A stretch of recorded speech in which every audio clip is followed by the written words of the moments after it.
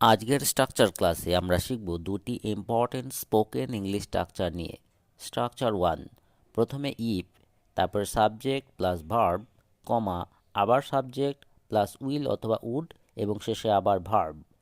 এই ধরনের স্ট্রাকচার সাধারণত কন্ডিশনাল সেন্টেন্সের ক্ষেত্রে ব্যবহার করা হয়। কন্ডিশনাল সেন্টেন্স সেইগুলি যেগুলির কোনো সম্ভাবনা এবং কাল্পনিক সিচুয়েশনকে বোঝায়, এবং এই বাংলায় এই ধরনের বাক্যগুলি সাধারণত যদি দিয়ে শুরু হয়। যদি এটা করা হয় ওটা হবে, বা যদি এটা হতো তাহলে ওটা হতো। যদি তুমি পরিশ্রম করো তুমি সফল হবে। If you work hard you will succeed. If you work hard you will succeed. যদি সে আমাকে ফোন করত আমি তাকে সাহায্য করতাম। If she had called me I would have helped her. If she had called me I would have helped her. যদি বৃষ্টি হয় আমরা বাড়িতে থাকব। If it rains we will stay home. If it rains we will stay home. যদি তুমি আমার জায়গায় থাকতে তুমি কি করতে? If you were me what would you do. If you were me what would you do. যদি আগে আমি জানতাম আমি সেখানে যেতাম না। If I had known earlier I would not have gone there. If I had known earlier I would not have gone দেয়ার।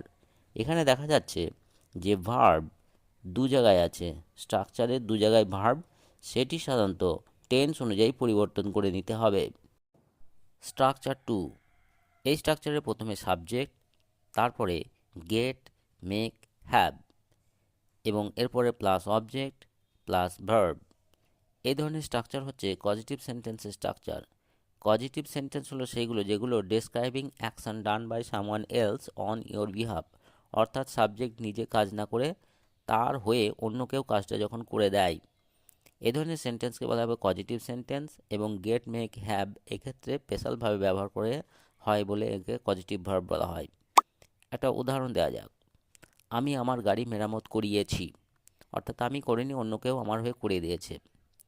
এটির ইংরেজি হবে I got my car repaired. I got my car repaired. সে তাকে ক্ষমা চাইতে বাধ্য করলো। She made him apologise. She made him apologise. আমরা গত মাসে আমাদের বাড়ি রং করিয়েছি। We had our house painted last month. We had our house painted last month.